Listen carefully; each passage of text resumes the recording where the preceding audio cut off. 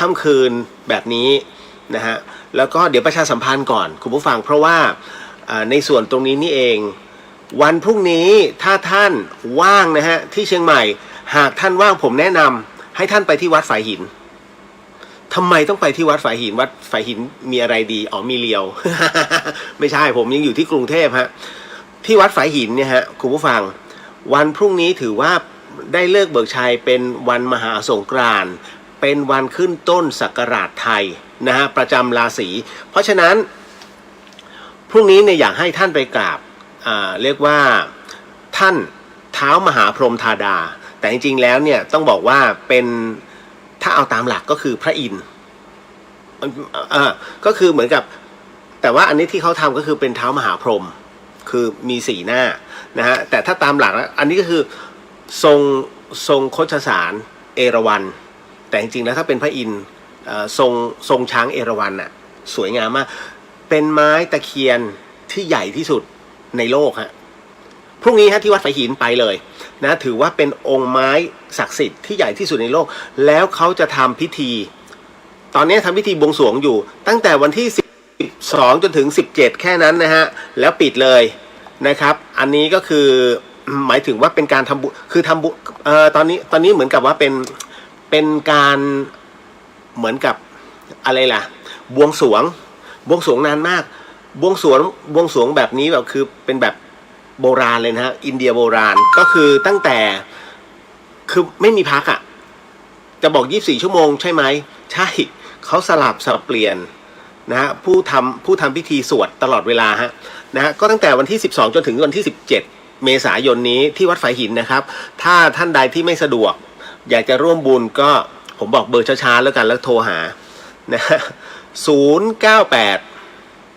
105 9547นะฮะ098 105 9547นะครับก็ถ้าเอาตามหลักจริงๆนะคือมันก็ต้องเล่านะในเรื่องของตำนานเกี่ยวกับช้างเอราวัณคือหลายๆคัมภีร์ก็จะว่ากันไปแบบนี่นู่นนั่นเลยนะเพราะว่าในคัมภีร์ของวิษณุปุราณะนะเป็นของฮินดูโบราณเนี่ยเขาพูดถึงช้างเอราวัณเป็นส่วนหนึ่งนะเป็นส่วนหนึ่งที่ร่วมเหตุการณ์ต่างๆกับพระอินทร์เพราะว่าจริงๆแล้วตรงนี้ในส่วนของเอราวัณนั้นปกติแล้วเป็นคนนะแต่พอรู้ว่าเมื่อไหร่ก็ตามที่พระอินทร์นั้นเรียกว่ามีกิจหรือว่าจะต้องไปเพื่อที่จะทำสิ่งใดสิ่งหนึ่งมหานพมานพผู้นี้ก็จะแปลงร่างเป็นช้างเอราวัณนะฮะเพื่อฤทธิ์เนี่ยเขาเรียกว่าเสริมซึ่งกันและกันแล้วก็ลงมาเพื่อเกื้อหนุนนะฮะให้กับผู้ที่เป็นบริวารทั้งหลายทั้งปวงเพราะฉะนั้นเนี่ยนะหลายๆคนก็ไปท้าวเวสสุวรรณกันแล้วนี่ฮะมาเจอพระพรหมที่ใหญ่ที่สุดในโลกนะฮะแล้วก็กำลังทำพิธีบวงสรวงอยู่จนปัจจุบันนี้ก็ขอเชิญนะครับที่บนวัดฝายหินถ้าจะถามว่าในเรื่องอะไรผมอ่ะ จะบอกว่าถ้าเป็นในส่วนของพระพรหมเป็นส่วนของเทพเนี่ยผมจะนิ่งๆส่วนตัวแต่ถามว่ากราบไหว้ไหมกราบไหว้มีความเชื่อไหมใช้คำว่าศรัทธาแต่ว่ายังศรัทธาน้อยกว่าองค์พระสัมมาสัมพุทธเจ้านะฮะก็ถือว่าท่านมาที่มาอยู่บนวัดฝายหินเพราะว่าท่านมาเพื่ออาศัยบารมีของพระพุทธองค์เพราะว่าวัดเนี่ยเป็นเขตพุทธาวาสเปรียบเสมือนว่าเป็นเขตของพุทธอาณาจักรพุทธอาณาเขตของพระพุทธศาสนาโดยมีองค์พระสัมมาสัมพุทธเจ้านั้นท่านเป็นองค์ประธานดังนั้นไม่ว่าจะเป็นช้างเอราวัณหรือว่าเป็นพระพรหมก็ตามนะซึ่งมาตรงนี้พระพรหมยังต้องยอมรับพระพุทธเจ้าจำได้ไหมฮะเรื่องของพระกาพรหมนะฮะที่เล่นซ่อนแอบกับพระพุทธเจ้าบางคนไม่เคยฟังเล่าเล็กๆแล้วกันฮะคืออย่างนี้พระพรหมเนี่ยหรือว่าท่านพระกาพรหมเนี่ยฮะเป็นผู้ที่มีฤทธิ์มากนะฮะใครจะอะไรก็แล้วแต่ยิ่งใหญ่แค่ไหนเจอเท้ามหาพรหมนั้นปราบหมดเลยนะฮะจนกระทั่งมีเทวดามารายงานว่าบัดนี้พระพรหมบัดนี้ได้มีผู้มีบุญนะมาเกิดแล้วนามว่าพระพุทธเจ้าโอ้โหพระพรหมไม่ได้เราต้องลองของใครจะมาบอกว่าฤทธิ์เท่ากับเราหรือว่าเยอะกว่าเราไม่ได้ฮะพระพรหมก็เลยนะฮะจำแรงตัวเองนั้นมาหาพระพุทธเจ้าเลยนะฮะแล้วมีเรื่องราว นะฮะเพราะว่าทั้งหมดทั้งมวลนั้นอยู่ภายใต้สายตาของเรียกว่าพระสงฆ์นะซึ่งเป็นเรียกว่าพระสาวกขององค์พระสัมมาสัมพุทธเจ้าทั้งนั้นรวมถึงประชาชนที่ทั้งเขาเรียกว่าทีมก็คือใครอยู่ทีมพระพรหมนะฮะใครอยู่ทีมพระพุทธองค์ก็เชียร์ลึกๆคือใครอยู่ทีมพระพุทธองค์ถ้าเป็นชาวบ้านก็แอบลุ้นไว้แอบลุ้นนะฮะถ้าเป็นพระที่อยู่ทีมพุทธองค์ท่านก็จะสำรวมนะฮะแต่กำลังจิตนั้นมอบให้อาจารย์เต็มที่ส่วนพระพรหมนั้นท่านก็มีทีมของท่านคอยเชียร์อยู่เหมือนกันพระพรหมต้องชนะนะป้ายไฟสมัยก่อนไม่มีนะฮะเพราะฉะนั้นเนี่ยก็เชียร์กันลึกๆเฮๆกันไปก็ปรากฏว่าพระพรหมชวนพระพุทธเจ้าเล่นซ่อนแอบนะฮะให้แอบนะฮะเอาประมาณว่าไม่จำกัดช่วงเวลาแต่ขอให้ใครที่หาเรียกว่าใครหาเจอก่อนเป็นผู้แพ้โดยการผัดกันเล่นโดยมีเวลาเป็นตัวพิสูจน์นะฮะก็ปรากฏว่าพระพุทธเจ้าก็ขอเป็นผู้หาก่อนพอพระพุทธเจ้าหาก่อนเนี่ยเสร็จปุ๊บพระพรหมก็เลยจำแรงเลยฮะเป็นนู่นเป็นนี่ไปซ่อนที่นั่นไปซ่อนที่นี่ปรากฏไม่เจอขออภัยปรากฏว่าพระพุทธเจ้าเนี่ยหาเจอหมดทุกที่เลยนะฮะต่อให้ไปสุดล่าฟ้าเขียวไปสุดขอบจักรวาลพระพุทธเจ้าก็เจอพระพรหมฮะแต่คราวนี้พอมาถึงตาพระพุทธเจ้าพระพุทธเจ้าก็บอกว่าตอนนี้เป็นตาของเรามั่งนะพระพรหมเนี่ยบอกเลยว่ายังไงก็เจอนะฮะเพราะว่าพระพรหมนี้ท่านมีโอ้โหเยอะสามารถแบ่งภาคได้เพียบเลยเพราะฉะนั้นไม่ขนานะฮะพระพรหมก็เลยรับ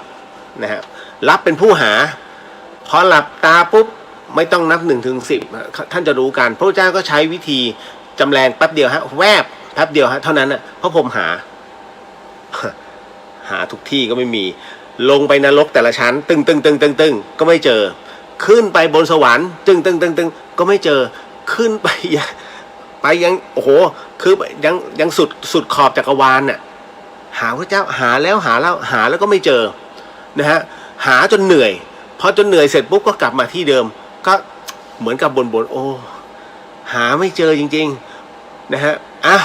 ยอมพระพุทธเจ้านะฮะยอมแล้วตรงไหนมาออกมาปรากฏว่าพระพุทธเจ้านั้นก็เลยจำแรงนะฮะท่านก็กลับมาตึ้มอยู่ตรงหน้านะฮะอยู่ตรงหน้าพระพรหมท่านท้าวประกาพรหมก็ตกใจนะฮะก็เลยถามพระองค์ไปซ่อนตรงไหนเนี่ยทำไมเราถึงหาพระองค์ไม่เจอ พระเจ้าบอกว่าเราไม่ได้ไปไหนหรอกเราอยู่แค่ตรงซอกหูท่าน ท่านไปไหนแล้วก็หาไปหมดพระพุทธเจ้านี่ท่านมีเมตตาพระพุทธเจ้าเรานะฮะท่านมีพระเมตตาแล้วก็เลยบอกว่ากลัวว่าพระพรหมท่านจะเสียหน้าก็เลยบอกว่าอย่างนี้จริงๆแล้วไม่มีใครแพ้ใครชนะหรอกนะฮะท่านท้าวประกาพรหมเพียงแต่ว่าเรานะฮะแค่มีโอกาสได้แอบอยู่ในจุดที่ท่านไม่สามารถจะมองเห็นได้แค่นั้นเองแต่ถ้าเราไปหาเราไปซ่อนแต่ละท่านหาเราเจออยู่แล้วคือพระพุทธองค์ให้กำลังใจนะฮะให้กำลังใจท้าวประกาพรหมตั้งแต่นั้นเป็นต้นมาเนี่ยท้าวประกาพรหมสาธุองค์พระสัมมาสัมพุทธเจ้าเลยครับนะฮะก็ยอมรับในตัวพระพุทธองค์เพราะฉะนั้นเนี่ยวันนี้วัดฝายหินนะครับมีพระพรหมนะทรงช้างเอราวัณอยู่ตรงนั้นเขาเรียกว่ากำลังมันเป็นดับเบิลนะฮะก็ในส่วนของพราหมณ์ผู้ทำพิธีท่านก็บอกว่าอันเนี้ยสำหรับผู้ที่ต้องการนะฮะปัดเป่าเสนียดจันไรนะฮะในเรื่องของบาปพระเคราะห์ทั้งหลายที่มันเข้ามารวมไปถึงธุรกิจการค้าเข้ามาขอในช่วงตรงนี้นะฮะอันนี้ก็เลยแจ้งให้ทราบเอาไว้นะครับที่วัดฝายหินหลังมหาวิทยาลัยเชียงใหม่ฮะหลังมหาวิทยาลัยเชียงใหม่ตั้งแต่วันที่12จนถึงวันที่17นะฮะวัน12ถึง17อันนี้คือเป็นพิธีที่ตลอด24ชั่วโมงนะฮะแล้วก็ไม่หยุดจนถึงวันที่17นะฮะอันนี้บอกไว้ก่อนนะครับแจ้งกันให้ทราบแล้วจากนั้นเนี่ยก็จะหมดแล้วพิธีบวงสรวงจะหมดแล้วคราวนี้ก็แค่เป็นการสักการะธรรมดานะฮะก็เดี๋ยวไม่มั่นใจว่าประมาณสักเดี๋ยววิสาขบูชาจะขึ้นไปทำพิธีใหญ่ข้างบนให้นะฮะก็คืออันนี้เดี๋ยว ง่ายๆเลยแจกพยานท้าวเวสสุวรรณเลยอะตรงตรงนั้นเดี๋ยวผมขอคุยกับอาจารย์เข้มก่อนนะฮะอาจารย์เข้มมฤคพิทักษ์ท่านเป็นน้องของอาจารย์ธินวัฒน์มฤคพิทักษ์นะฮะก็เรียกว่าเป็นอีกหนึ่งบุคคลที่มีความศรัทธาในพระพุทธศาสนานะฮะผมก็จะเรียกแกว่าพี่เข้ม นะฮะอันนี้บอกไว้ก่อนนะเดี๋ยวขอขึ้นไปที่เชียงใหม่กันฮะตอนนี้อยู่ที่กรุงเทพเพราะว่าผมต้องรอให้เสร็จงานของป้าอุไรวันนะครับก็คือแม่ของพระอาจารย์ภาสกรนะฮะก็วันที่17นะฮะเผาแล้วผม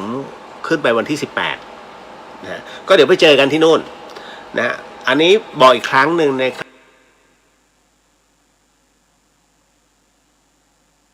รับสำหรับท่านใด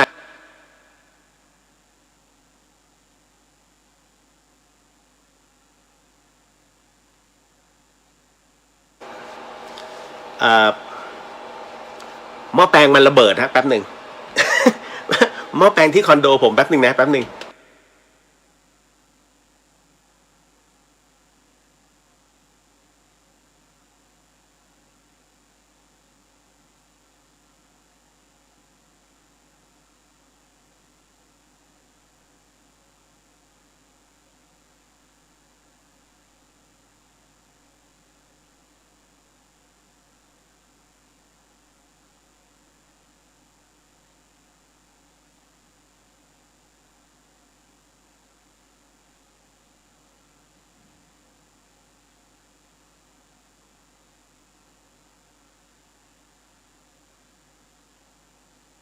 เท่าที่ทำได้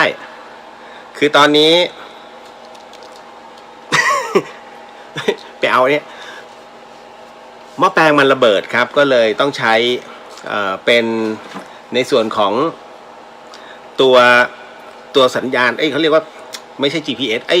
ไม่ใช่ตัวสำรองแบตหรอกมันเป็น power bank ภาคสนามผมก็เลยหยิบมาใช้นะฮะไม่เป็นไรแค่ไหนแค่นั้นนะพระอาจารย์ครับตอนนี้หม้อแปลงที่คอนโดผมระเบิดนะฮะ ผมไม่รู้ว่ามันจะดับไปเมื่อไหร่เนาะแต่ไม่เป็นไรก็ คือถ้าคอมผมดับผมจะไม่เห็นคำถามนะฮะแต่ก็จะอยู่ในเนี้ยแต่ว่าอันนี้ยังได้อยู่ตลอด2 ชั่วโมงสบายๆนะครับเอาล่ะไหนๆก็ไหนๆไม่เป็นไร เราบอกย่านถ้าเราบอกย่านไม่ผมก็จะใช้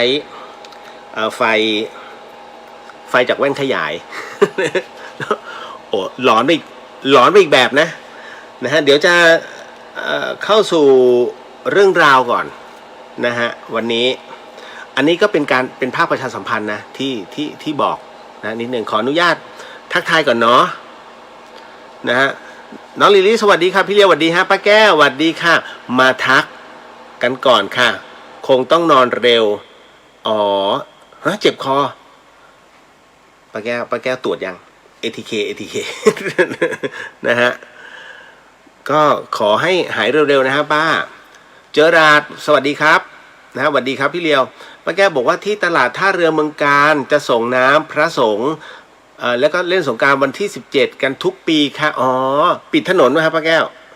ไม่มันต้องดูประกาศของแต่ละจังหวัดนะฮะว่าประมาณไหนเชียงใหม่ก็สนุกสนานกันอีกอย่างหนึ่งนะอีกแบบหนึ่งครูสุนทร เสียงหายเฉยเลยครูสุนทรสวัสดีครับสวัสดีครับนะฮะก็มาตรงนี้นิดนึงนะฮะพยายามจะส่งให้ได้นะครับเดี๋ยวรอการไฟฟ้ามาซ่อมก่อนคุณยุทธการสวัสดีครับอ้ายสวัสดีครับผมคือวันนี้แบตไม่ใช่เขาเรียกหม้อแปลงระเบิดไป1 รอบที่คอนโดเหมือนกันนะครับไม่ใช่หรอกคือมันเสาไฟนะข้างหน้าเข้าใจอากาศที่กรุงเทพมันร้อนมากฮะแล้วเขาเปิดแอร์กันไฟมันเกินแหละเรื่องของเรื่องอ้วนยังไงก็รักสวัสดีครับพี่สวัสดีครับผมนะคุณวรินทร์สวัสดีค่ะคุณนิกสวัสดีครับผมฮะหลายๆท่านนี่ทีมคุณแม่เห็นผมโพสต์โอ้โหคุณแม่อย่างเดียวเลย อันนี้เข้าใจ นะชอบใจเวลาผมโดนแม่ด่าชอบใจ คือผมบางทีผมก็ไม่เข้าใจ เฮ้ยแม่เราเป็นอัลไซเมอร์จริงว่ะเขาคิดเร็วนะฮะแป๊บแป๊บแป๊บแป๊บคิดนะแล้วบางทีผมตามเขาไม่ทันเราไม่ใช่หรอกจิตเราโมแต่แบบเฮ้ยเดี๋ยวต้องตอบแบบนี้หรือว่าเขาเป็นจริงปะวะเราก็หมายถึงว่าเขาลืมเราจริงหรือเปล่าเราก็ต้องแยบไปก่อนเพื่อให้มั่นใจนั่นแหละสุดท้ายโอ้โหเอกการแสดงมากๆ แม่ผม นะฮะเป็นครูฮะเป็นครูคุณแม่ในอดีตนั้นเป็นครูนะฮะครูสุนทรสวัสดีครับพี่เลี้ยวสวัสดีครับนะฮะคุณมุนาวันนี้เป็นวันคล้ายวันมรณภาพของหลวงพ่อกลวยวัดโคสิตารามค่ะอ๋อ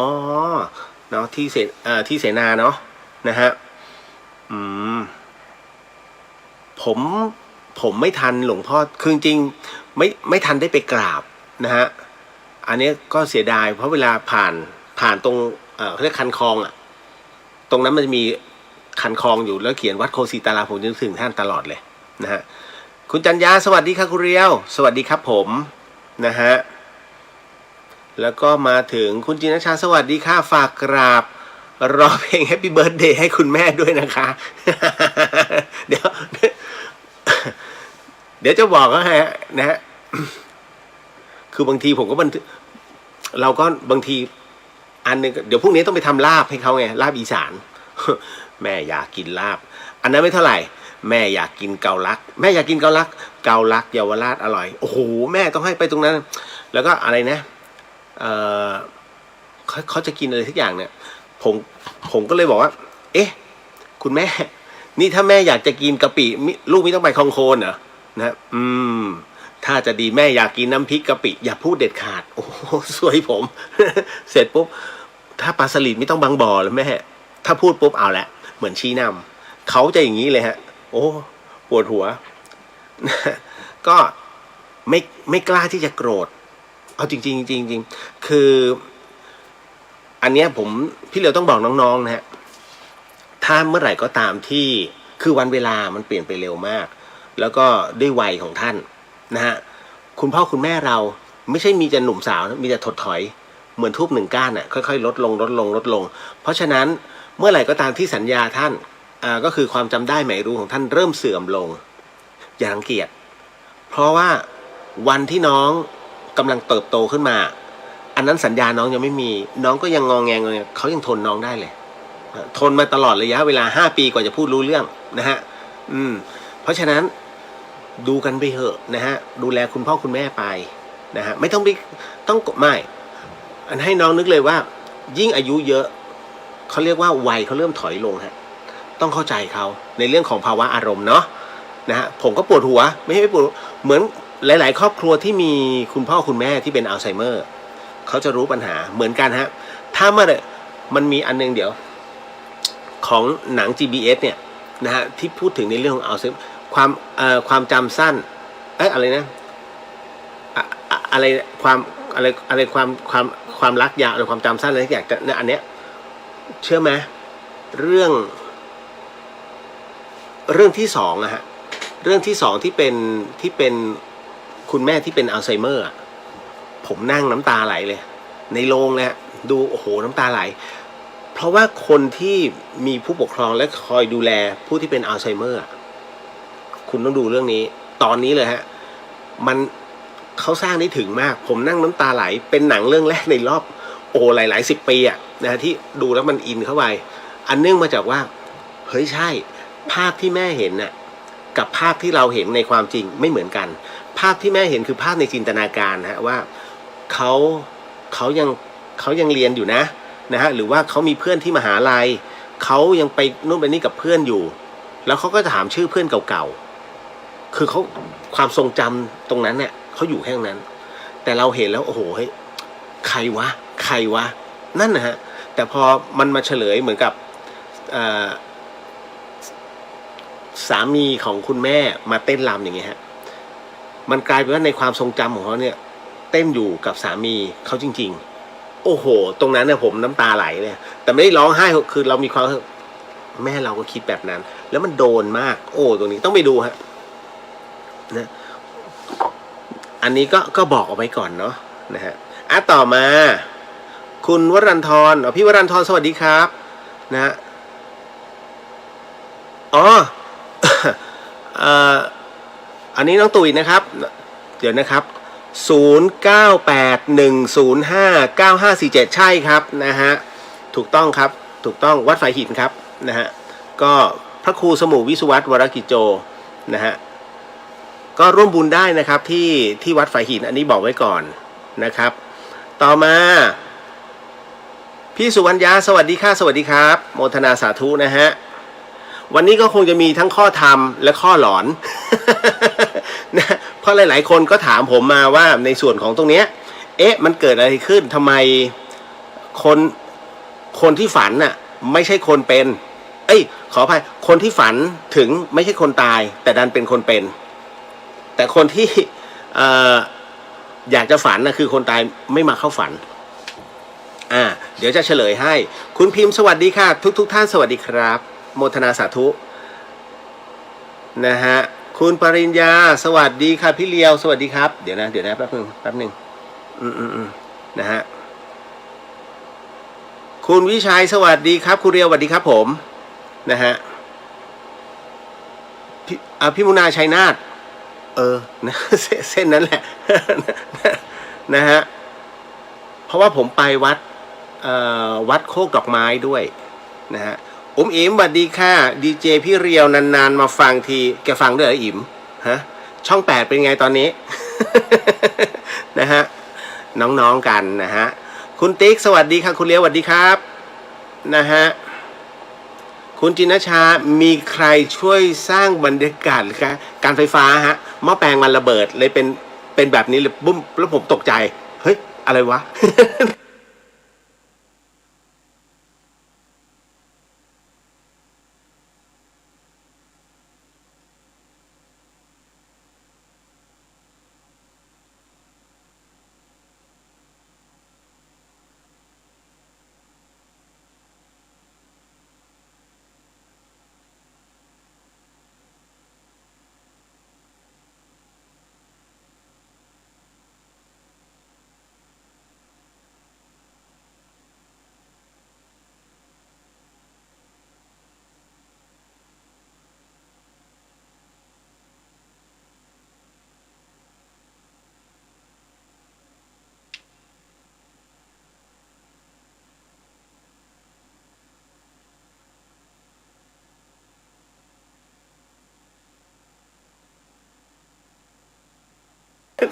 นะฮะ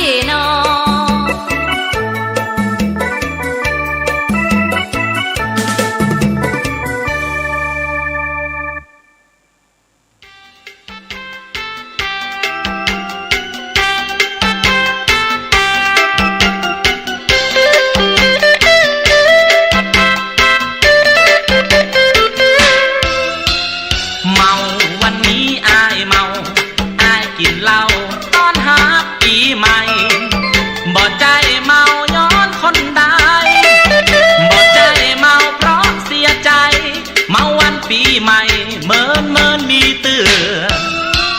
เซวันนี้เดินเซเตียวขาเปน้องเฮ้ยฟังเบื่อแอวไปบ้านใจบ้านเนื้อบ้านใดมีเหล้าเหลือเฟือฟังจังกันเตือปล่อยไป นะฮะนิดหนึ่งเหมือนว่าเขาไม่ชาร์จหรือยังไงเชื่อไหมว่ารอบข้างผมมันมืดหมดเลยฮะแป๊บหนึ่งนะฮะมันมืดจริง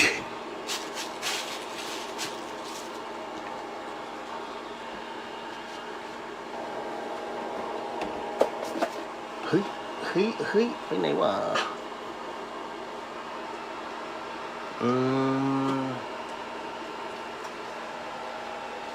ไม่พอดีผมหาไม่เจอเดี๋ยวนะฮะอ๋อแป๊บหนึ่ง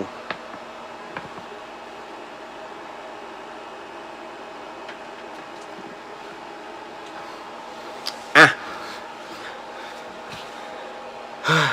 ไม่ติดด้วยไม่ใช่ผมชาร์จไม่ติดครับเรื่องของเรื่องอ๋อมาแล้ว ขออภัยฮะได้แล้วครับ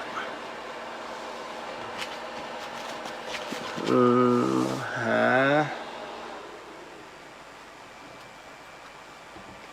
ไม่เป็นไรอ๋ออยู่นี่ มาได้เลยฮะโอเคเข้าสู่ เพื่อไม่ให้เสียขออภัยครับคุณผู้ฟังที่ฟังทาง FM 104.50 เมกะเฮิรตซ์อันเนื่องมาจากว่าไฟฟ้าดับกระทันหันแล้วผมไม่ได้เตรียมอะไรไว้เลยรอบข้างแล้วมันมืดไปทั้งหมดเลยฮะ เหตุเกิดที่คอนโดแห่งหนึ่งในกรุงเทพมหานครนะ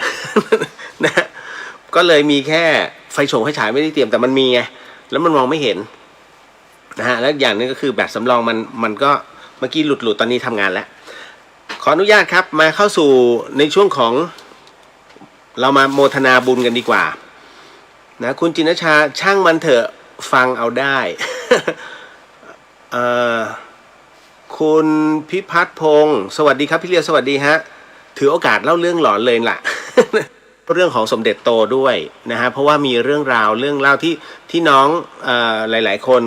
เขาก็อยากฟังในเรื่องราวของสมเด็จโตเนาะนะมาขออนุญาตนะฮะเข้าในส่วนของสมทานศีลกันก่อนนะคุณผู้ฟังที่ไม่สามารถจะขยับไม่ว่ากระทั่งมือหรือแม้แต่ในส่วนของคำพูดนะฮะก็ขอให้ใช้จิตโมทนาตามแล้วกันเนาะนะฮะเอาเลยฮะคุณผู้ฟังเข้าสู่ของการสมทานศีลนะครับนะโมตัสสะภะคะวะโตสัมพุทธัสสะนะโมตัสสะภะคะวะโตอะระหะโตสัมมาสัมพุทธัสสะนะโมตัสสะภะคะวะโตอะระหะโตสัมมาสัมพุทธัสสะพุทโธธัมโมสังโฆศีลข้อ 1ไม่ฆ่าสัตว์ศีลข้อ 2ไม่ลักทรัพย์ศีลข้อ 3ไม่ประพฤติผิดในกามศีลข้อ 4ไม่พูดเท็จศีลข้อ 5ไม่ดื่มสุราและของมึนเมาบัดนี้ข้าพเจ้าตั้งใจรักษาศีลแล้วบัดนี้ข้าพเจ้าคือผู้มีศีลข้าพเจ้าผู้มีศีลละอายต่อการทำความชั่วกลัวต่อผลของบาปกรรมข้าพเจ้าผู้มีศีลมีฮิริโอตป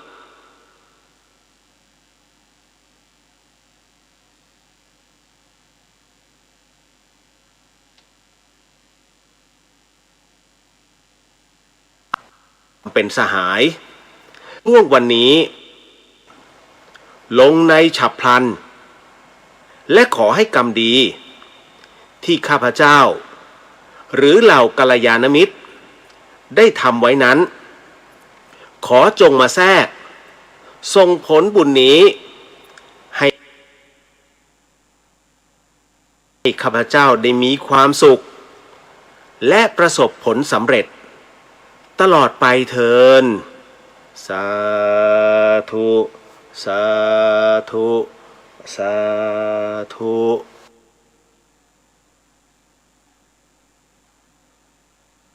มาก็เข้าสู่เรื่องราวของเราแล้วเนาะ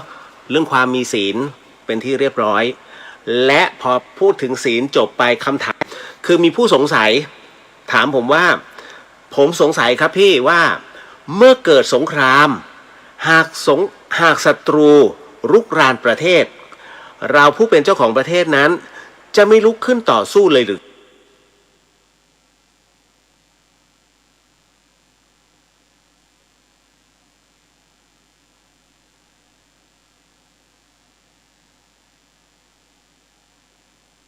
ครับ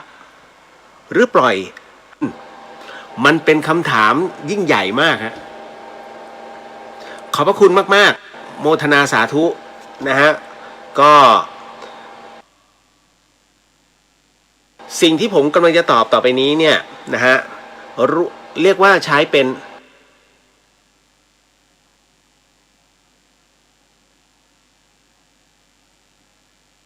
อัตโนมัติแล้วกันอย่าใช้คำว่าอิทัปปัจจัยอย่าใช้คำว่าอิทัปปัจจัยตานอิทัปปัจจัยการนะฮะ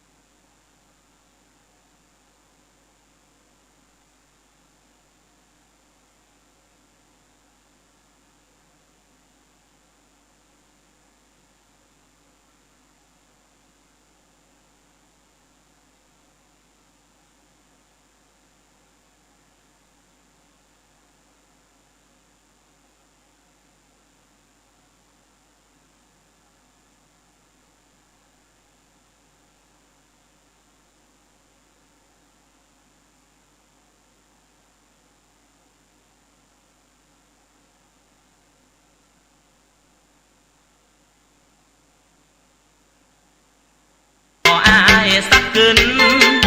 เรื่องเรื่องแฟนบอกเกี่ยวเมาลูกเดียวลวดวันลวดคืน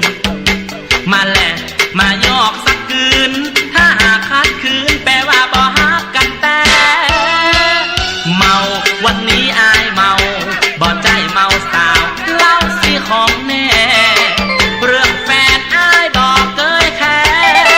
เรื่องเล่าเป็นห่วงแต่กลัวนักแกกลัวเปิ้นยุคโคงเล่า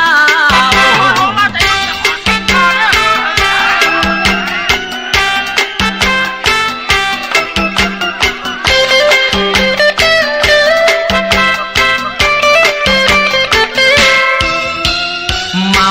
วันนี้อายเมาอายกินเหล้าตอนหาปีใหม่บ่ใจเมาย้อนคนใดบ่ใจเมาเพราะเสียใจเมาวันปีใหม่เมินมีเตือเซวันนี้เดินเซเตียวขาเปน้องเฮ้ยฟังเบื่อแอวไปบ้านใต้บ้านเหนือ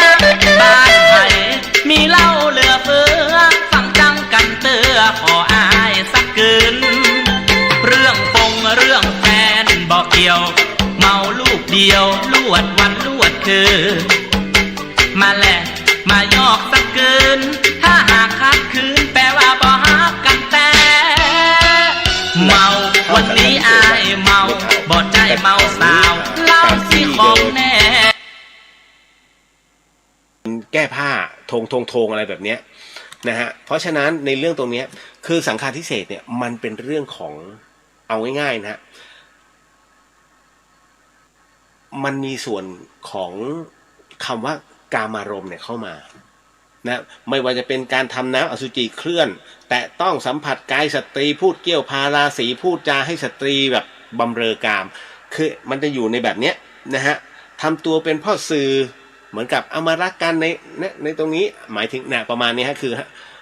ยุให้เขารักกันอย่างเงี้ยฮะเป็นต้นนะฮะสร้างกุฏิด้วยการขอโยมขอเนี่ยนะอยากได้กุฏิเรียบร้อยเลยฮะพระรูปใดขอโยมสร้างกุฏิให้เรียบร้อยโยมซึ่งไม่ใช่โยมอุปถากนะหมายถึงว่าขอโยมทั่วไปช่วยหน่อยเถอะนี่นู่นนั่นเรียบร้อยเลยฮะสังฆาทิเศษนะฮะหรือว่ามีเจ้าภาพสร้างกุฏินะฮะแต่ไม่ให้สงฆ์แสดงที่ก่อนไม่ได้นะต้องแสดงให้เห็นก่อนนะใส่ความเรียกว่าใส่ความให้รูปเนี้ยปาราชิกโดยที่มันไม่มีมูลหรือว่าแกล้งสมมุตินะว่าเฮ้ยปาราชิกเนี่ยรูปเนี้ยปาราชิกโดยที่มันไม่มีมูลเรียบร้อยเลยฮะแต่ถ้าทำสงฆ์แตกแยกนี่ยะอีกอันนึงสังฆเพศเลยนะฮะโอ้สงฆ์แต่ต่อยกันเลยเนี่ยประมาณนี้เรียบร้อยเลยฮะนะฮะแล้วก็คือมันจะมีข้อหลายๆอย่างนะมันก็อยู่ในส่วนของสังฆาทิเศษทั้งหมดนะฮะก็จบลงไปนะตรงนี้ผมไม่มั่นใจนะว่าแบตเตอรี่ผมจะอยู่ได้นานแค่ไหนแต่ว่าจะพยายามให้ได้มากที่สุดเท่าที่จะมากได้จบนะฮะต่อมามันไม่ได้อย่างใจแป๊บหนึ่งนะผมก็เสียดายว่าหลายๆท่านที่คือผู้ที่ถามเรื่องนี้เข้ามาแล้วเดี๋ยวเขาคือน้องเขาไม่มีไอตัวของเรียวเดอะเฮียนนะฮะน้องเขาจะมีอันนี้อยู่เสียดายจังเดี๋ยวนะแป๊บนึงนะฮะอิทัปชาเดอะเฮียนแป๊บนึงนะครับขออนุญาตนะฮะ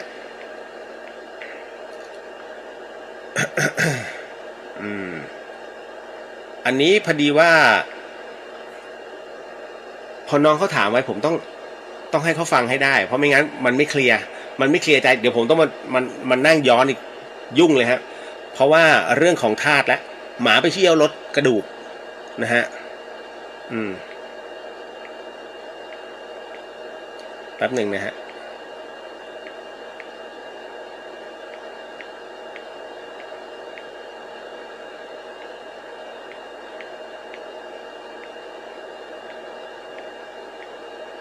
ขออนุญาตนะผมไม่รู้ว่ามันได้มากน้อยแค่ไหนแต่เอาไปก่อน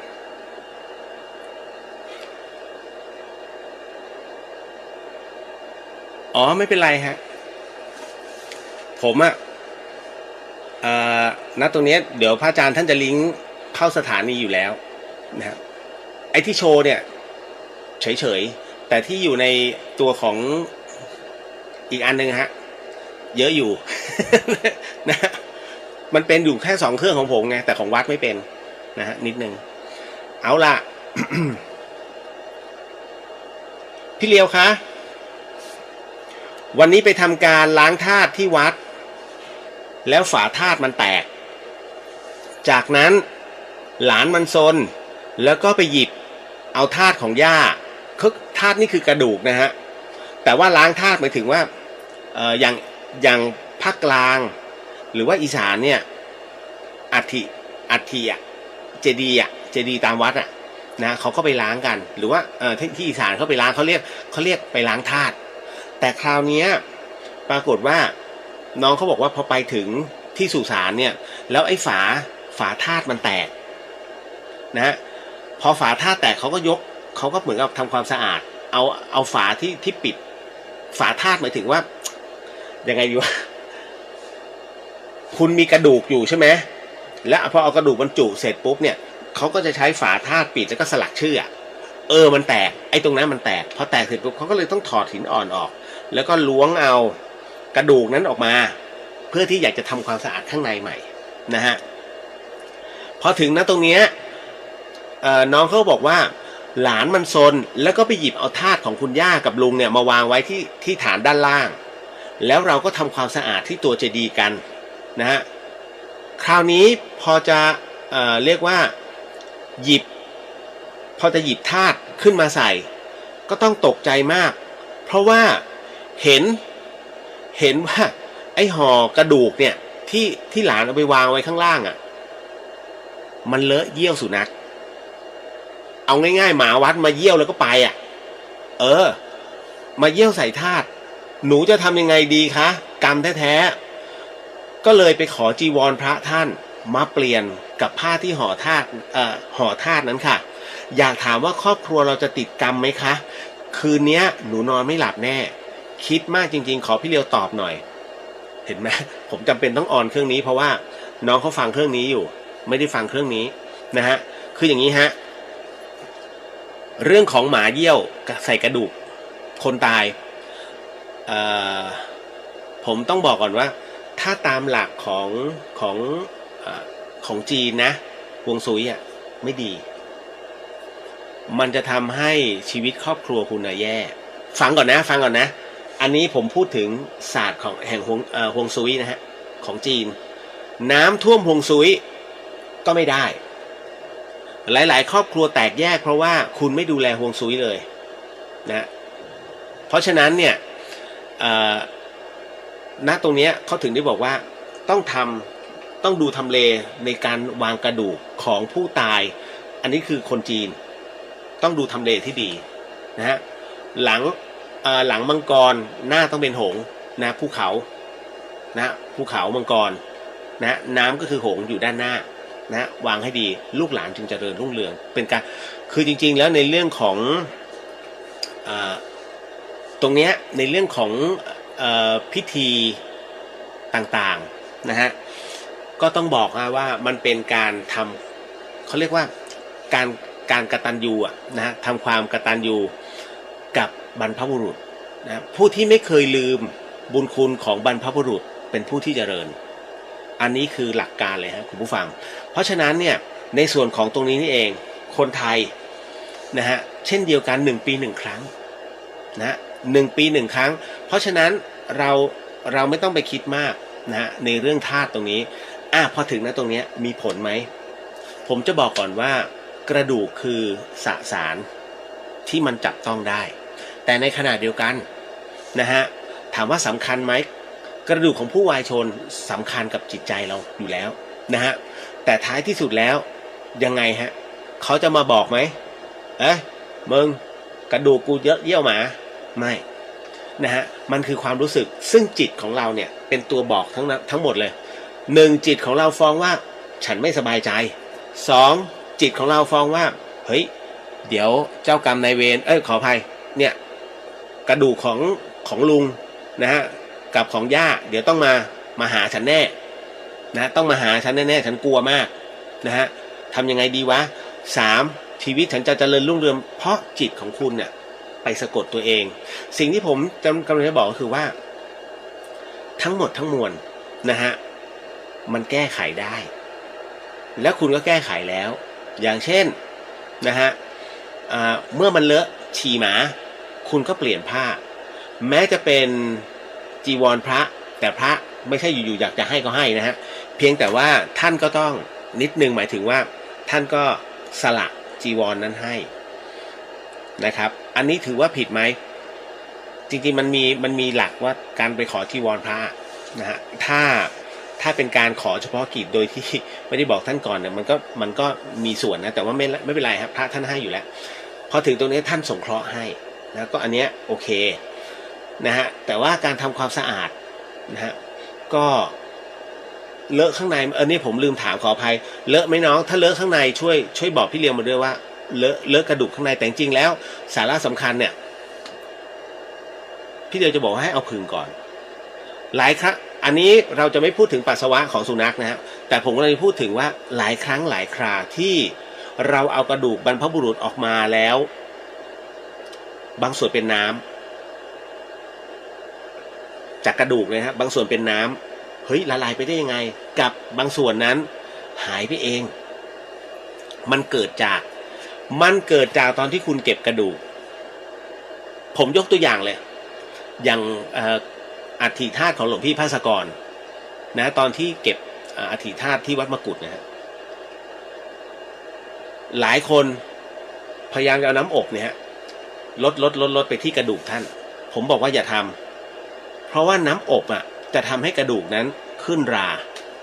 นะฮะเพราะฉะนั้นเนี่ยครูบาอาจารย์ท่านจะไม่พรมน้ำอบลงบนกระดูกท่านจะวนรอบๆฮะแค่นั้นเลยแล้วกระดูกท่านเนี่ยจะสมบูรณ์มากนะฮะหลายคนไม่ฟังแล้วก็ซัดเต็มที่นะฮะเพราะฉะนั้นเนี่ยอย่าสงสัยว่าทำไมพระนะฮะเวลาครูบาอาจารย์เนี่ยที่เป็นพระสายป่าจึงการโยมไม่ให้ขึ้นไปในเรื่องของการเรียกว่าส่งน้ำกระดูกพระนะฮะก็คืออัฐิธาตุของครูบาอาจารย์เพราะกลัวประเภทโยมหัวแข็งไม่เชื่อกูเชื่อมั่นในตัวเองอย่างเงี้ยฮะมันเสียหายนะแต่ของครูบาอาจารย์ด้วยกันเนี่ยท่านจะยกมือไหว้แล้วก็จะพรมด้านนอกจะไม่พรมแบบนั้นก็เลยอันนี้ก็เลยต้องบอกไว้ก่อนว่ามันมีเหตุตรงนี้ขึ้นมาเพราะฉะนั้นกระดูกที่มันย่อยสลายไปก็เกิดจากน้ำอบนะแล้วมันแปรสภาพเป็นเชื้อราบ้างแล้วก็บางทีมันมีความชื้นภายในปูนไงบีบลงมากลายเป็นน้ำเกิดเยอะฮะนะฮะส่วนใหญ่เหลือกระดูกไม่ครบนะกรณีนี้ต้องจริงๆต้องบอกก่อนว่าพรุ่งนี้ถ้ายังไม่ได้ปิดฝาธาตุนะฮะพรุ่งนี้ไปแล้วเอากระดูกท่านผึ่งใหม่นะแล้วก็เตรียมนิดนึงก็คือคงจะไม่ให้ไปล้างน้ำหรอกครับนะฮะแต่ว่าเตรียมผ้าขาวไปนะแล้วก็ดอกไม้นิดนึงเปลี่ยนได้ฮะอย่าจิตตกไม่ใช่ว่าเฮ้ยเดี๋ยววิญญาณเขาต้องไม่ใช่พลังงานอยู่ส่วนพลังงานปรโลกอยู่ส่วนปรโลกเขาอยู่คนละภพละภูมิฮะการที่จะมาขุ่นเคืองมันไม่เกี่ยวกันนะฮะอย่าใช้จิตในทางที่ไม่ดีคิดพลังบวกนะฮะแล้วก็ขอโหสิกับท่านยกมืออธิษฐานเลยขอโหสิไม่ได้ตั้งใจจริงๆนะฮะลูกหนูมันซนก็ว่าไปหรือว่าหลานหนูมันซนก็ว่าไปนะฮะอันนี้เก็ตนะครับเพราะว่าผมก็ไม่อยากให้คือเขาก็ทุกข์ทุกข์จริงนะคุณคือเวลามันพลาดไปขึ้นมาเนี่ยมันมีอะไรหลายอย่างที่มันบ่งบอกว่าเฮ้ยฉันไม่ควรทำอย่างนั้นแต่คุณย้อนเวลากลับไม่ได้แล้วฮะในเมื่อมันย้อนกลับเวลาไม่ได้ก็ต้องใช้วิธีการแก้ไขทั้งหมดทั้งสิ้นไปตามเหตุปัจจัยนะฮะ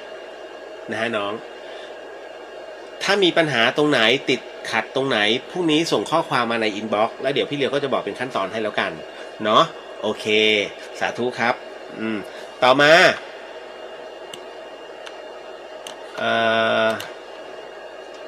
ขอสอบถามหน่อยครับคุณเรียวคือน้องสาวเนี่ยมักจะมีอาการตัวแข็งตาแข็ง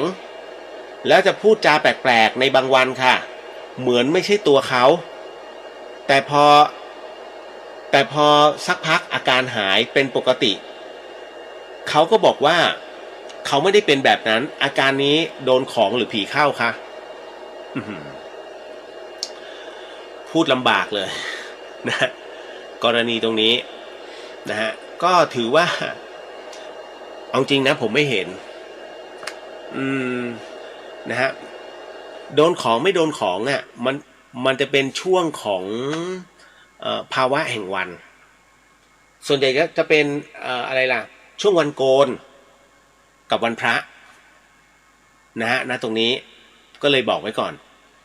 นะฮะถ้าวันโกนมีอาการขึ้นมาอันนั้นว่ากันนี่แหละฮะแต่ถ้าสมมุติว่าในส่วนของวันโกนไม่มีอาการแต่อยู่เป็นอย่างนี้ขึ้นมาพาไปหาคุณหมอก่อนนะผมไม่อยากไปฟันธงว่าเฮ้ยผีเข้านู่นนี่นั่นผีเข้านะฮะเดี๋ยวนะขออนุญาตดูนิดหนึ่งอ๋อไม่ผมส่องดูเบเกอร์ฮะว่าเฮ้ยมันเป็นที่เราหรือเปล่า นะขออภัยน้องเบนสวัสดีค่ะสวัสดีฮะน้องเนทสวัสดีพี่เลียวสวัสดีครับผมวันนี้สัญญาณจะไม่ค่อยดีนะผมต้องบอกไว้ก่อนเพราะว่าพอเหมือนได้ยินเสียงหม้อแปลงมันระเบิดหน้าคอนโดแล้วทุกอย่างก็ดับมืดไปเลยนะครับผมก็ไม่สามารถจะควบคุมมันเหนือการควบคุมนะฮะอันนี้บอกไว้ก่อนนะฮะคุณพิพัฒน์พงศ์สวัสดีครับน่าจะรอบ2ไม่เป็นไรฮะคุณเมธสิทธิ์สวัสดีครับพี่เลียวสวัสดีฮะก็กลายเป็นว่ารายการนี้ดูน่าเบื่อไปเลย นะฮะนิดนึงก็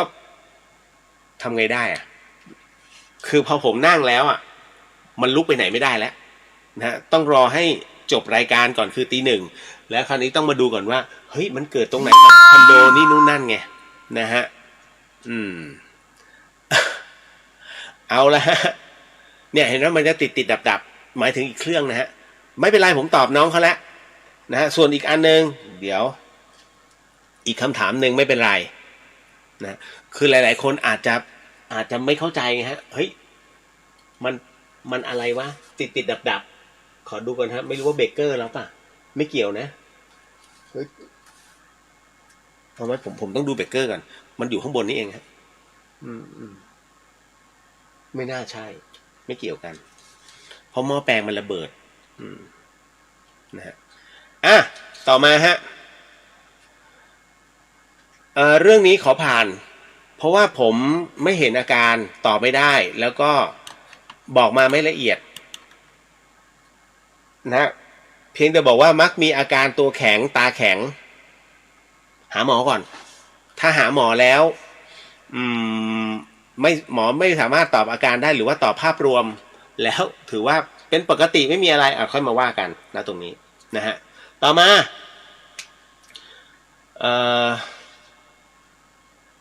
วันนี้นะฮะ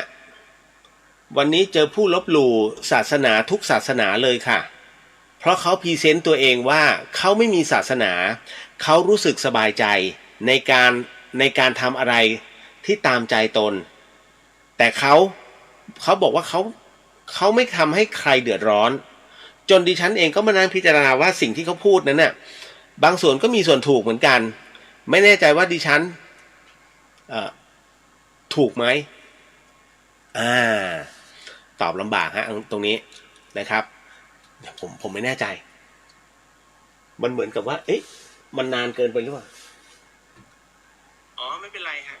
เฮ้ยตกใจฮะ ไอตัวนี้มันตัดไปเลยอ่ะท่านจะลิงก์เข้าสถานีอยู่แล้วเฉยๆแต่ที่จบเลยตัวของอีกอันนึงฮะอันนี้ได้ยินใช่ไหมฮะ มันกลายเป็นต้องลบอ่ะแค่2เครื่องของผมไงแย่จังไม่เป็นไรพี่เลียวคะไม่แคร์ฮะไม่แคร์เดี๋ยวแป๊บนึงมันพี่เลียวก็ลองดูข้างๆเราเขาดับหรือเปล่าถ้าดับคือการรอไฟฟ้าแก้ครับถ้าไม่ก็ลองสับเบรกเกอร์ครับ แต่จากที่ฟังน่าจะฟิลระเบิดโอ้มันดังมากเลยนะฮะนิดนึง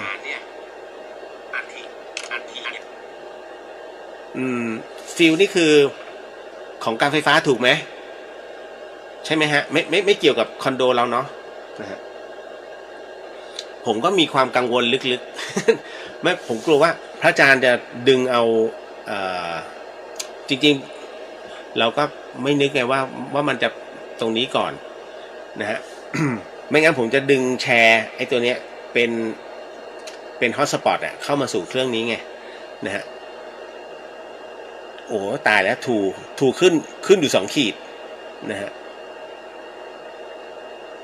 ไม่เป็นไรก็คงต้องปล่อยมันไปฮะเครื่องนี้เข้าสู่อีก1คำถามฟิลจะอยู่ก่อนเข้าหม้อแปลงโอเคเก็ตแล้วฮะเดี๋ยวผมขอตอบเป็น2คำถามเนาะนะฮะสุดท้ายเพราะว่าเหมือนแบตใกล้จะหมดมันจะหมดจริงๆนะวันนี้ขอเลิกเร็วกว่าปกติครึ่งชั่วโมงเนาะ วันนี้เจอผู้ลบหลู่ศาสนาทุกศาสนาเลยแต่เขาบอกเขาพรีเซนต์ตัวเองว่าเขาไม่มีศาสนาเขารู้สึกสบายใจในการทำอะไรที่ตามใจตนแต่เขาไม่ทำให้ใครเดือดร้อนนะจนดิฉันมานั่งพิจารณาว่าสิ่งที่เขาพูดบางส่วนก็ถูกนะฮะแต่ก็ไม่แน่ใจว่าดิฉันคิดถูกไหมผมจะบอกว่าการลบหลู่ต้องถามว่าลบหลู่แบบไหนนะฮะแต่ถ้าเขาทำเขารู้สึกสบายใจในการกระทำอะไรที่ตามใจเขาเนี่ยนะฮะมันแน่นอนบางครั้งการที่ทำอะไรที่เสรีไร้ขอบเขตแต่สบายใจในตัวเขาเนี่ยนะฮะมันอาจจะดูขัดกับความรู้สึกกับใครหลายๆคนนะแต่ว่าสบายใจในตัวเขาฉันเป็นตัวฉันเคยเห็นนะคนประเภทนี้นะฮะเพราะฉะนั้นเนี่ยศาสนาจึงเป็นรูปแบบที่อยากให้คนนั้นได้มีการยึดถือแต่ถ้าไม่ยึดถือก็ไม่เป็นไรฮะนะฮะเพราะท้ายที่สุดแล้วเนี่ยอำนาจนะของสิ่งที่เขาทำไปทั้งหมดมันเวลามันตีกลับเนี่ยมันไม่ได้มาตีกลับณปัจจุบันเพราะปัจจุบันเขาทำอะไรสบายๆแต่มันจะไปรับรู้ว่าเมื่อหมดการใช้ร่างอันนี้ไปแล้วเนี่ยแล้วหลุดไปแล้วเมื่อนั้นน่ะคำตอบจะเกิดขึ้นทันทีนะฮะก็เลยต้องบอกไว้ก่อนนะครับแล้วต่อมานะฮะในส่วนของตรงนี้นี่เองเนี่ยถ้าจะต้องพิจารณาผมจะบอกว่าอะไรก็ตามผมอยากให้นึกอย่างหนึ่งฮะว่าคำสอนที่ไม่เคยผิดพลาดมาแม้แต่ข้อเดียวฮะนะฮะ 2,500 กว่าปีที่ผ่านมาตีไป 2,600 ปีนะนั่นก็คือคำสอนของพระพุทธเจ้าคำสอนขององค์พระสัมมาสัมพุทธเจ้าท่านไม่เคยผิดเลยแม้แต่ข้อเดียวจริงๆต่อให้ใครที่ไม่มีศาสนาหรือว่าศาสนาใดก็แล้วแต่สอนให้เชื่อแบบนั้นแบบนี้นะฮะแต่พระพุทธศาสนาพระพุทธเจ้าบอกเลยสูงสุดคือนิพพานไม่กลับมาเกิดแล้วอันนั้นน่ะที่สุดแล้วฮะแต่ท้ายที่สุดแล้วท่านก็จะแกะเขาเรียกว่าแกะตัวกิเลสของแต่ละคนเนี่ยบ่งให้เห็นเลยฮะแล้วทุกข้ออย่างเมื่อวานไงนะฮะที่ผมพูดในเรื่องของทุกข์นะฮะวิทยาศาสตร์กับศาสนาต่างกันตรงไหนวิทยาศาสตร์สงสัยตรงไหนนะฮะจะต้องนำตรงนั้นมาสร้างเป็นสมมุติฐานทดลองสังเกตและจดบันทึกแล้วจากนั้นเนี่ยจึงได้ผลเมื่อได้ผลขึ้นมาเป็นที่พิสูจน์ทดลองหลายครั้งแล้วเมื่อได้ผลตรงนี้นั่นคือเป็นทฤษฎีที่ทำการยอมรับนะฮะแต่ท้ายที่สุดแล้วเมื่อเหตุนั้นรับรู้นะแล้วถามว่าสามารถลบผลที่มันกระทำได้ไหมผมยกตัวอย่างไงเมื่อวานอย่างเช่นในเรื่องของมะเร็งเซลล์มะเร็งรู้ไงกินไอ้นั่นเป็นมะเร็งนะฮะทำแบบนี้เป็นมะเร็งนะฮะแล้วเดี๋ยวเป็นมะเร็งเต้านมมะเร็งมดลูกมะเร็งปอดมะเร็งลำไส้มะเร็งโพรงจมูกนะฮะมะเร็งอัณฑะโอ้โหทุกอย่างเลยเฮ้ยเป็นมะเร็งรู้ไงอ๋อเป็นนู้นเป็นแต่ทำไมหมอเองเป็นมะเร็งหมอยังตายเลย รู้ไงรู้เหตุแล้วตรงไหนล่ะตรงไหนที่มันดับในส่วนของเหตุนะมันดับทุกข์ของมะเร็งได้ตอบไม่ได้ถ้าดับได้คือมะเร็งต้องหายถูกไหมฮะไม่ใช่หายแล้วจากการฉายรังสีเสร็จปุ๊บอีก5 ปีเป็นใหม่มะเร็งนะไม่หายนะดูเหมือนหายแต่ไม่หายฮะให้ระมัดระวังคนที่เป็นมะเร็งแล้วคีโมไปแล้วรักษาคิดว่าหายไม่ได้หายในสิ่งที่เป็นภาพรวมเนี่ยมันหายแต่รากยังอยู่คุณสังเกตไหมส่วนใหญ่คนที่เป็นมะเร็งแล้วรักษาหายมันกลับมาเป็นอีกเพราะไม่ได้ระวังไงเพราะหมอไปพูดว่าอ๋อหายแล้วดีใจจริงๆไม่ใช่ต้องระมัดระวังด้วยนะฮะเพราะฉะนั้นแล้วทำไมยังไม่หายก็รู้เหตุแล้วไงนะฮะเมื่อรู้เหตุของทุกข์ทำไมจึงไม่รักษาให้ทุกข์นั้นหายไปนะท้ายที่สุดหมอก็ม้วยเห็นไหมแต่พระพุทธเจ้าเพราะท่านพูดอยู่แล้ว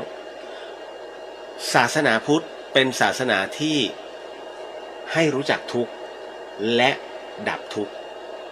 อ้าวทุกข์เกิดจากไหนทุกข์เกิดจากใจ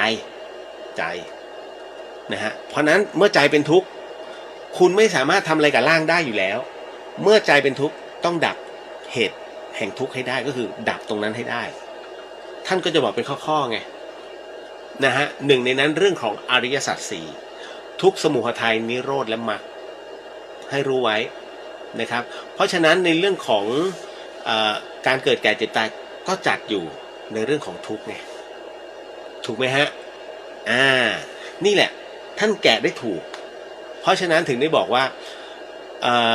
พระพุทธเจ้านั้นคำสอนพุทธองค์ไม่เคยผิดแม้แต่ข้อเดียวฮะ 2,000 กว่าปีมาแล้วนะครับเอาล่ะก็เก็ตเนาะคุณจินชาบอกว่าอย่าปล่อยแบตหมดจนเกลี้ยงนะคะเครื่องจะพังจริงๆจริงเหรอจริงดิเฮ้ยผมไม่รู้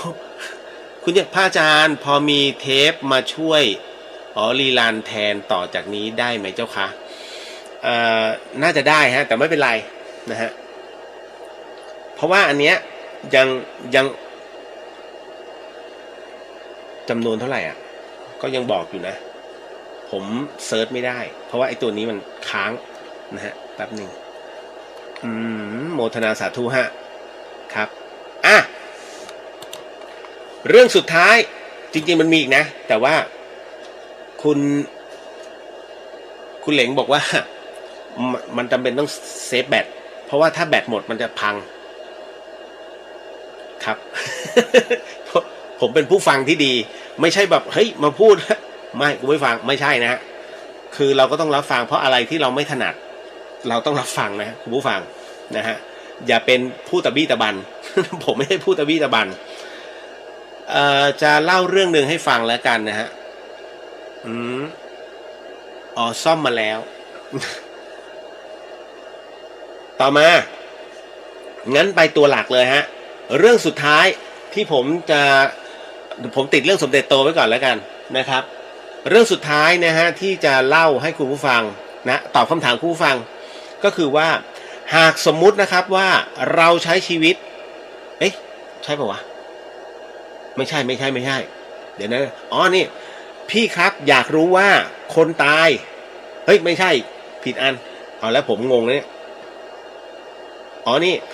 ทำไมคนตายไม่เคยได้ฝันถึงคนที่ฝันถึงกลับยังไม่ตายครับคืออย่างนี้คุณผู้ฟังคนที่ตายเราอยากฝันถึง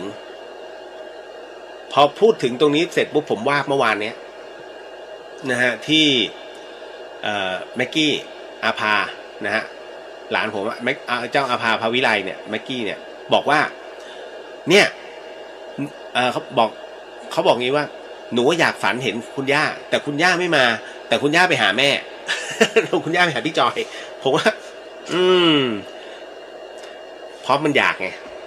นะฮะพออยากมากเกินไปเนี่ยผมก็เลยมีคำตอบให้หลานก็คือว่าเพราะเราอยาก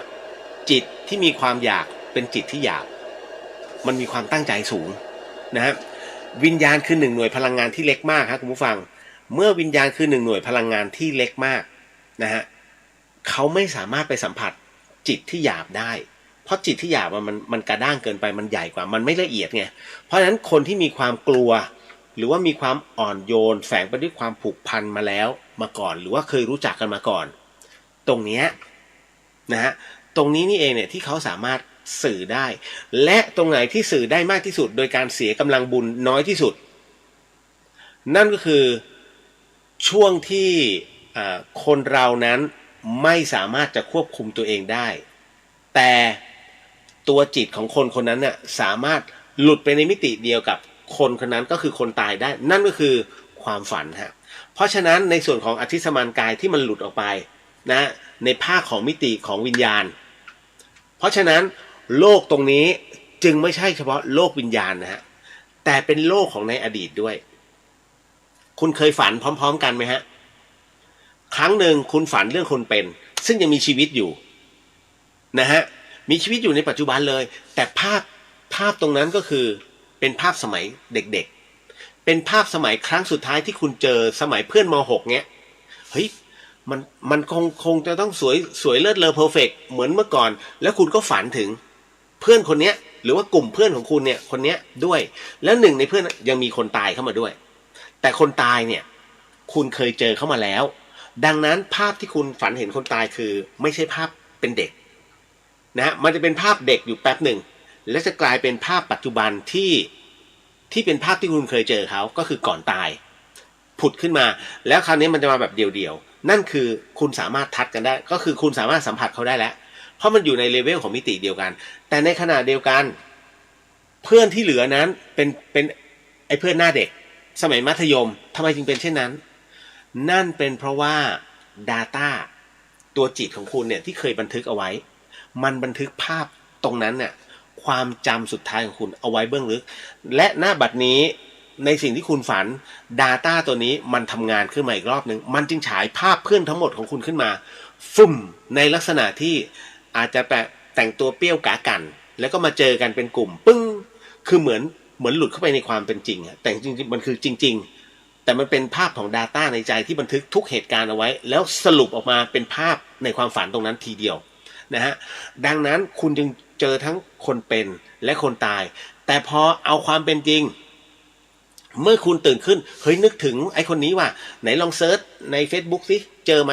ปรากฏว่าไปเจออ้าวตายแล้วทำไมยายคนนี้ไม่เหมือนกับที่เราฝันเลยวะ ทำไมมันอ้วนฉูวะเมื่อก่อนยังหุ่นสเลนเดอร์เป็นดาวคณะประมาณนี้ฮะเพราะฉะนั้น Data มันจึงจำภาพสุดท้ายไว้แค่นั้นเลยนะฮะแล้วหลังจากนั้นนี่แหละอันนี้คือเข้าใจยังว่าทำไมเราจึงฝันถึงทั้งคนเป็นและคนตายพร้อมกันในขณะเดียวกันแต่คนที่มีความตั้งใจอยากจะฝันถึงคนตายไม่ไปฝันถึงใครไม่รู้ที่เข้ามาใน Data เพราะความจงใจแค่นั้นเลยนะเพราะคุณจงใจที่อยากจะฝันเห็นคนตายความจงใจจึงเป็นบ่อกเกิดถึงการไม่ฝันฮะเพราะฉะนั้นไม่ต้องวันหนึ่งที่คุณเหนื่อยล้าวันหนึ่งที่คุณทำงานจนเหนื่อยแล้วแบบหมดแรงหรือวันใดที่คุณรู้สึกไม่ค่อยสบายแล้วต้องกินยาแล้วก็หลับผอยไปวันนั้นคือวันที่ธาตุทั้ง4ของคุณพร่องลงสิ่งใดสิ่งหนึ่งในธาตุในร่างของคุณพร่องลงพอพร่องลงเสร็จปุ๊บเขาเรียกจิตมันเริ่มหมดกำลังพอจิตที่เริ่มหมดกำลังคุณจะลืมในเรื่องของอยากฝันถึงไปเมื่อนั้นเขาจะมาในภาพของความฝันทันทีฮะมันเป็นอย่างนั้นจริงๆคุณนะฮะเพราะฉะนั้นจะถามว่าตอบได้ไหมว่ามันเกิดเพราะตอบไม่ได้ว่าจะมาได้เมื่อไหร่แต่ถ้าคุณฝึกกรรมฐานนะฮะหรือว่าฝึกจนถึงเรียกว่าสามารถไปถึงชั้นฌานได้อันนี้ไม่เป็นไรอันนี้เรายอมรับกันได้เมื่อนั้นคุณสามารถที่จะรับรู้เรื่องราวสิ่งใดสิ่งหนึ่งเป็นที่เรียบร้อยแล้วนะฮะคุณจินชาบอกเคยเตือนพระอาจารย์ตอนมีอาการนี้เหมือนกันท่านไม่เชื่อจนมีผู้ฟังอีกท่านหนึ่งมาเตือนเช่นเดียวกันและเครื่องท่านขึ้นเห็นเลยเหรอ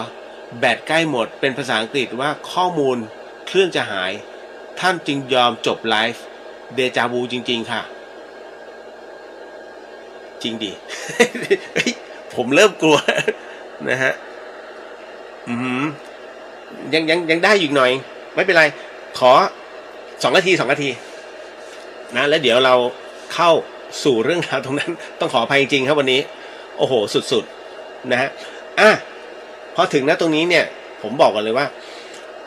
ในส่วนที่ทำไมคนตายจึงที่เราอยากจะฝันเนี่ยมันมีเหตุอันนี้เข้าใจเลยนะฮะแต่ทำไมอีกคนที่ไม่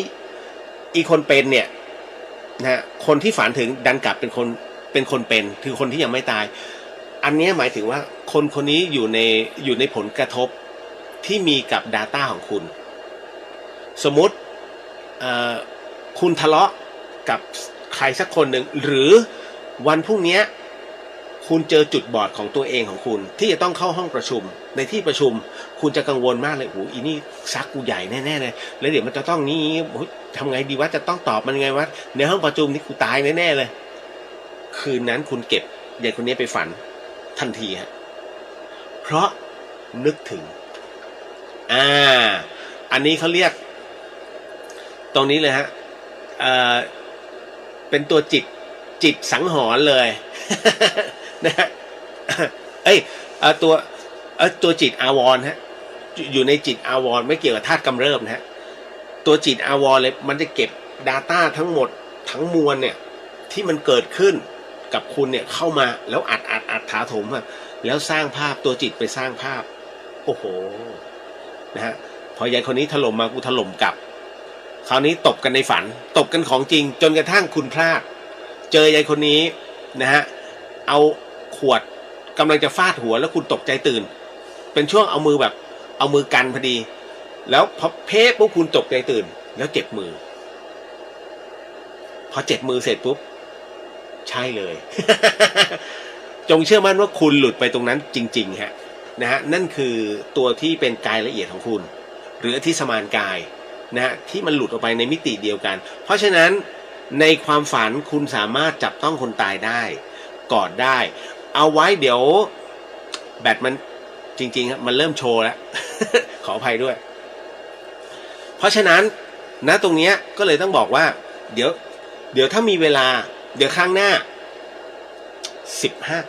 15วันศุกร์เนาะวันเกิดคุณแม่เดี๋ยวถ้ามีโอกาสไลฟ์เลย นะฮะก็เดี๋ยวถึงตรงนั้นเดี๋ยวผมเล่าเรื่องนี้ให้ฟังเรื่องที่คนหลุดเข้าไปในความฝันนะฮะแล้วก็ไปพูดในเรื่องของความฝันนะของคนนั้นได้ถูกต้องนะฮะคอยเตือนผมด้วยนะผมขี้ลืมนะฮะพระอาจารย์มันมีเหตุจำเป็นฮะ ในค่ำคืนนี้มันใช้ได้แค่เครื่องเดียวเนาะนะฮะก็ไม่เป็นไรคุณผู้ฟังที่อยู่ในช่องของวัดไฟหินเนาะอันนี้ขออภัยด้วยฮะสุดวิสัยจริงๆแล้วแบตผมอันนี้มันหมดแล้วจะหมดแล้วพอดีว่าญาติธรรมกัลยาณมิตรท่านเตือนว่าอย่าปล่อยให้หมดคุณเลียวถ้าหมดแล้วพังค่ะแป้วเลย นะฮะขออนุญาตนะครับนะฮะในวันนี้ก็ต้องจบไลฟ์ลงก่อนก็ชั่วโมงครึ่งนะไม่ว่ากันเนาะเอาละฮะสาธุปิดก่อนเลยเหลืออยู่ 15% กำหนดจิตตามนะครับนะฮะก็สิ่งหนึ่งสิ่งใดที่ผิดพลาดพลั้งไปต้องขออโหสิกรรมณที่นี้ไม่ได้ตั้งใจหรือมีเจตนาก็ขอมอบอานิสงส์ผลบุญในค่ำคืนนี้ถวายแด่องค์พระสัมมาสัมพุทธเจ้าทุกๆองค์พระธรรมเจ้าทุกๆพระองค์พระอริยสังฆเจ้าทุกๆพระองค์พระปัจเจกพุทธเจ้าทุกๆพระองค์พระอสิติมหาสาวกเจ้าทุกๆพระองค์รวมไปถึงพรหมเทพเทวดาทั้งหลายสรรพสัตว์สรรพวิญญาณทั้งหลายสรรพเจ้ากรรมนายเวรทั้งหลายญาติสนิทมิตรสหายเพื่อนฝูงของข้าพเจ้าทั้งหมดทั้งมวลรวมถึงเจ้ากรรมนายเวรของข้าพเจ้าและรวมถึงของคุณผู้ฟังทั้งหมดทั้งมวลนั้นก็ขอให้ได้รับอานิสงส์ผลบุญในค่ำคืนนี้ไปด้วยเช่นกันครับ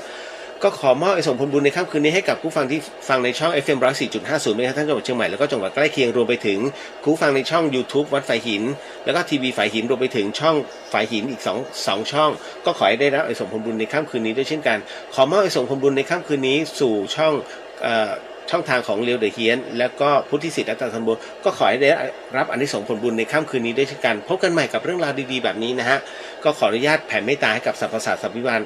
สัพพวิญญาณนะฮะสาธุสัพพโรกวินิมุตโตสัพพสันตาปวาจิตโตสัพพเวรมตีกันโตนิปุตโตจตุวังสัพพิติโยวิวันชันตุสัพพโรโกวินันสตุมาเตภวะวันตรายโยสุขีทีคายุโกภวะอภิวาทนาสีริสนิจังวุฒาปัจจายิโนจตารโรธรรมาวทันติ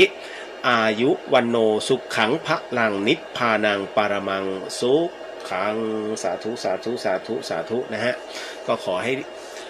เดี๋ยวไว้โอกาสหน้าได้เจอกันนะฮะสำหรับค่ำคืนนี้ราตรีสวัสดิ์นะครับคุณผู้ฟังทุกท่านราตรีสวัสดิ์นะครับคุณผู้ฟังทุกคนแล้วเจอกันนะฮะสุดวิสัยจริง